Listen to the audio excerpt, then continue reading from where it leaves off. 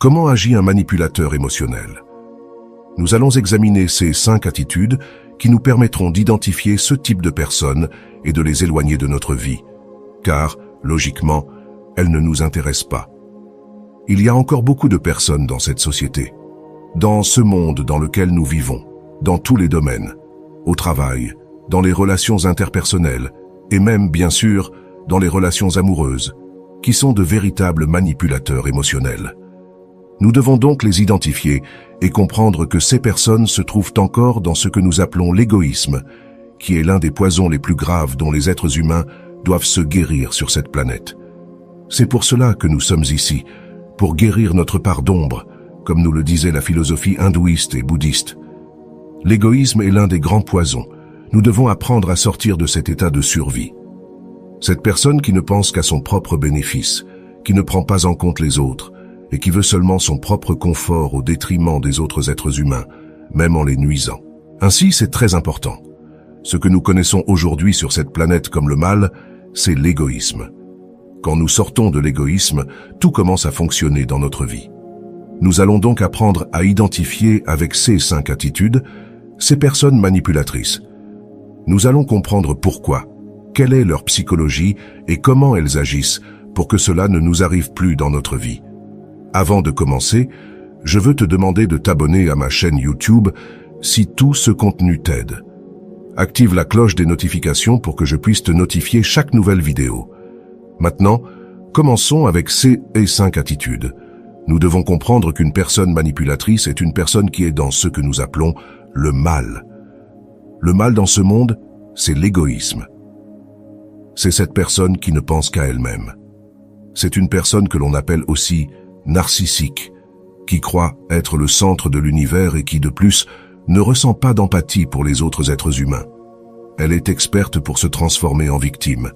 Elle se victimise continuellement pour continuer à manipuler les autres personnes. Elle est aussi menteuse. Elle va utiliser la tromperie du mensonge continuellement et sera totalement irresponsable. Elle ne sera jamais responsable d'aucune erreur qu'elle commet, d'aucun tort qu'elle peut causer à un autre être humain. Cela fait partie de cette personnalité manipulatrice. Maintenant, quelles sont ces 5 attitudes de ces êtres humains qui sont encore dans le mal de l'égoïsme? Première attitude, elle recueille des informations. La personne manipulatrice recueille des informations sur les autres, sur les relations avec lesquelles elle interagit, pour les utiliser à son avantage. Elle va chercher la faiblesse de la personne en recueillant des informations qui lui seront utiles pour ensuite pouvoir la manipuler. Ainsi, de nombreuses personnes qui arrivent dans notre vie, dans le cercle des amis ou également dans le milieu professionnel, veulent rapidement devenir nos amis, veulent nous plaire. Ces personnes sont très aimables. Elles veulent un rapprochement rapide et, dans la plupart des cas, artificiel, car nous nous rendons compte que nous venons de connaître cette personne et elle veut déjà parler avec nous, veut être intime et veut en plus savoir tout de notre vie. C'est là que réside la clé. Ce sont des étapes très accélérées. Elle utilise des approches peu naturelles, exagérées, avec un intérêt trop extrême pour nous plaire, pour nous rendre service, pour vouloir en savoir plus sur nous.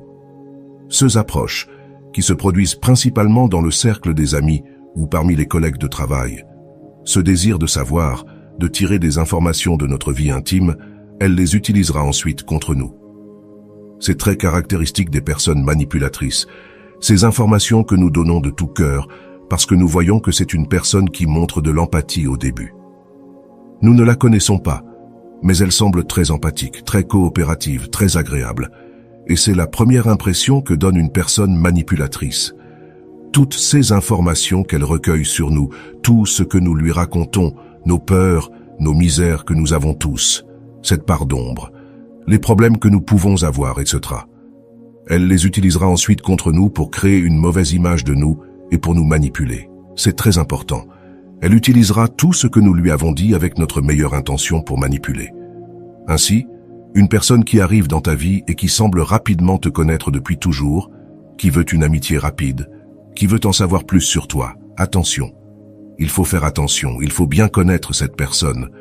Tout a un processus, tout doit être naturel. Il faut y aller progressivement dans toute relation. C'est très important, et encore plus s'il y a des intérêts en jeu. comme c'est le cas dans les relations professionnelles. Donc prudence.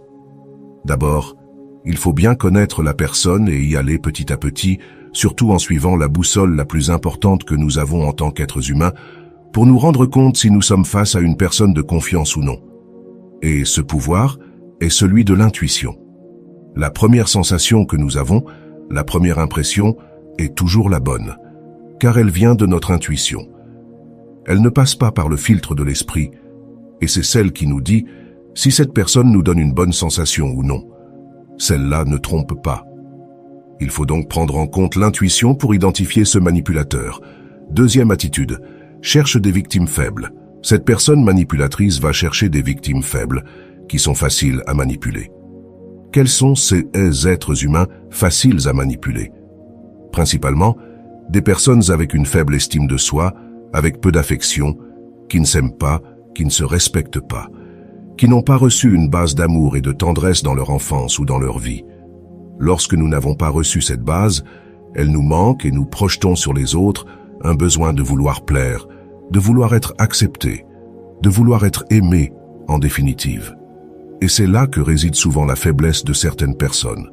C'est de là que viennent les personnes très peu sûres d'elles-mêmes, avec une faible estime de soi, et qui finissent par devenir dépendantes émotionnellement des autres êtres humains, par cette carence d'affection. Ainsi, ces personnes manipulatrices savent que leurs victimes, dans ce cas, ce profil dont nous parlons, sont des personnes prêtes à se désagréger elles-mêmes pour plaire aux autres. Et évidemment, la loi de l'amour dit que le premier amour est l'amour propre, l'amour de soi. Nous ne pouvons pas bien aimer les autres si nous ne nous aimons pas bien d'abord nous-mêmes. Et c'est là où réside l'erreur, car il y a une violation de l'ordre des principes de l'amour. Le premier amour est celui que nous avons pour nous-mêmes. Lorsque nous sommes remplis d'amour, que nous nous aimons, que nous nous acceptons, que nous nous respectons, c'est là où nous pouvons commencer à bien aimer les autres. Que se passe-t-il avec ce type de personnes ayant une faible estime de soi et un manque d'affection? Elles essayent avec toute l'urgence d'agréer aux autres êtres humains, comme je te le dis, même en se désagrégeant elles-mêmes, même en faisant des choses qu'elles ne veulent vraiment pas faire pour ne pas déplaire à l'autre personne. C'est là que les manipulateurs vont utiliser toutes leurs armes. Ils vont essayer de tirer parti et de tirer des bénéfices de ce type de personnalité que possèdent de nombreux êtres humains, malheureusement. Ceux qui n'ont pas encore travaillé sur eux-mêmes ou qui ont eu une enfance difficile et à qui il a manqué cette base d'amour si nécessaire aux êtres humains. Ainsi, ces personnes avec un manque d'affection ne savent pas arrêter ce type de personnes manipulatrices. Elles ne savent pas mettre de limites, elles ne savent pas dire non, et c'est là qu'elles tombent dans la soumission. Cela se produit beaucoup dans les relations sentimentales, où il y a des maltraitants, de véritables maltraitances psychologiques, et la personne avec laquelle ils sont ne leur fixe jamais de limites. Comme il leur manque cet amour, comme il leur manque cette estime de soi qui n'est pas travaillée, elles-mêmes se sentent même coupables, elles croient qu'elles méritent ce traitement, et c'est là qu'elles tombent totalement dans une relation toxique où le manipulateur va tirer tout le profit possible. Ainsi, c'est très important. Les manipulateurs vont toujours aller chercher la proie la plus faible, qui sont ce type de personnes. L'attitude suivante, le manipulateur va utiliser le déséquilibre de pouvoir. Qu'est-ce que le déséquilibre du pouvoir? Par exemple, dans une relation sentimentale, le fait d'avoir une plus grande acquisition économique que sa victime, il va l'utiliser, le manipulateur l'utilise constamment. C'est pourquoi les relations deviennent des relations de dépendance et c'est pourquoi nous devons d'abord résoudre nos domaines, dans ce cas, le domaine de l'économie, de l'argent, pour ne pas entrer dans une relation et devenir des personnes économiquement dépendantes de quelqu'un d'autre. Peu importe si ton partenaire n'est pas un manipulateur, mais l'idéal est que nous soyons totalement indépendants, que nous ayons une indépendance financière, économique, émotionnelle dans tout type de relation. Parce que les manipulateurs, surtout dans les relations sentimentales, utilisent ce déséquilibre de pouvoir si courant, qui est l'économique ou aussi le travail. Le fait d'avoir un meilleur emploi, mieux rémunéré, ou simplement d'avoir un emploi alors que leur victime n'en a pas, n'a pas d'argent, n'a pas de revenus. C'est là que le manipulateur va utiliser toutes ses armes pour tirer constamment des bénéfices de la victime. C'est l'un des déséquilibres de pouvoir Il y en a beaucoup d'autres, par exemple l'émotionnel, dont nous avons parlé dans les points précédents. La personne insécure qui se laisse dominer et qui finit par être soumise par le manipulateur, c'est un autre déséquilibre de pouvoir. Les enfants peuvent être un autre déséquilibre de pouvoir dans cette relation. Des enfants qui sont utilisés pour manipuler, pour tirer parti de la situation. Un autre déséquilibre de pouvoir pourrait être l'insécurité. En réalité, ce sont les plus importants. Le travail, l'argent, l'insécurité émotionnelle et, comme je te l'ai dit, les circonstances des enfants sont les plus importantes. Fais très attention lorsque nous sommes dans une telle situation et face à une personne égoïste, narcissique et sans empathie. Parce que logiquement, cela va engendrer cette relation toxique de manipulateur et de victime, qui est totalement préjudiciable. L'attitude suivante, la capacité de renverser toute situation. Même si cette personne a commis une erreur, en ayant nui à une autre personne dans cette relation entre manipulateur et victime, le manipulateur est capable de renverser la situation, de se victimiser, de passer de la personne qui a commis le tort à celle qui se sent totalement affectée. C'est une manipulation psychologique. Ils vont faire en sorte que la personne à leur côté se sente coupable en changeant la situation.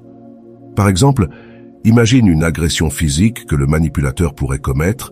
Il ira jusqu'à dire que la provocation est venue de la personne qui l'a agressée, de tout ce qu'elle lui a dit. Il va la faire se sentir coupable, la ramener à cette faible estime de soi, cette insécurité.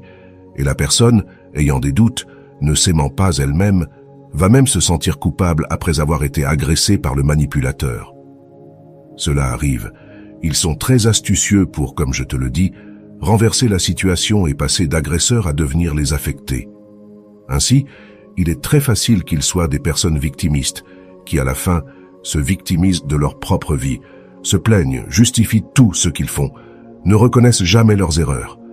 C'est très propre aux personnes manipulatrices. La cinquième et dernière attitude dans cet entraînement d'un manipulateur envers sa victime sera d'infuser des peurs. Infuser des peurs à la personne à leur côté.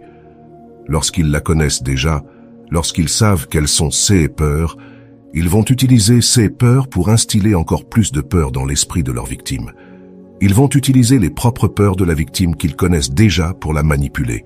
C'est très courant. Et ensuite, que va faire le manipulateur? Il va s'attribuer le rôle de protecteur. Il va s'ériger en cette figure qui protège sa victime, et ainsi il la manipule, la fait se sentir inférieure. Il va lui dire par exemple, « Qui va t'aimer si tu me quittes?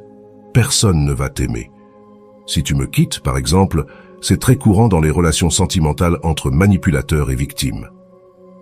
Une autre phrase très courante est « Je vais emmener les enfants si tu me quittes », par exemple. C'est aussi très fréquent. Et une autre encore « Où vas-tu aller ?» Si c'est une personne qui a un déséquilibre de pouvoir, qui n'a pas d'indépendance financière, il va la mener à cette peur. Il va lui dire qu'elle n'a nulle part où aller, qu'elle n'a pas d'argent, qu'elle ne peut pas subsister. C'est là qu'il va utiliser toute cette gamme de manipulations dont nous parlons aujourd'hui. C'est pourquoi je t'expliquais qu'il est si important d'être indépendant, de ne pas être dépendant de quelque manière que ce soit, ni émotionnellement, ni économiquement, de personne. C'est très important. Ainsi, ce sont les 5 attitudes que je voulais partager aujourd'hui. Sache que le manipulateur cherchera toujours à contrôler l'autre personne pour en tirer un bénéfice, car c'est une personne égoïste. Nous avons compris que c'est cela le mal en réalité, l'égoïsme. Et il va essayer de contrôler continuellement pour tirer profit de cette victime, de cette personne qu'il connaît et qu'il exploite émotionnellement et à tous les niveaux dans cette relation de victime. C'est donc très important de s'entraîner. Ces 5 attitudes sont présentes chez de nombreux êtres humains. Identifie cette personne si tu te rends déjà compte que tu es manipulé ou manipulé et essaie de sortir de cette situation. J'espère que cet entraînement t'a apporté quelque chose. Abonne-toi à ma chaîne YouTube, parce que je vais continuer à publier beaucoup plus de contenu de valeur pour t'aider chaque jour. Partage cette vidéo avec d'autres personnes que tu sais qu'elle peut t'aider. Que tout ce savoir peut apporter une plus grande conscience pour prendre de meilleures décisions dans leur vie. Pour ma part, c'est tout. Passe une bonne journée. Merci de tout cœur de continuer à avancer, à grandir et à améliorer ta vie en conscience. Et souviens-toi, il ne s'agit pas de sauver le monde, il s'agit de te sauver toi et tu sauveras le monde. Mon âme salue ton âme.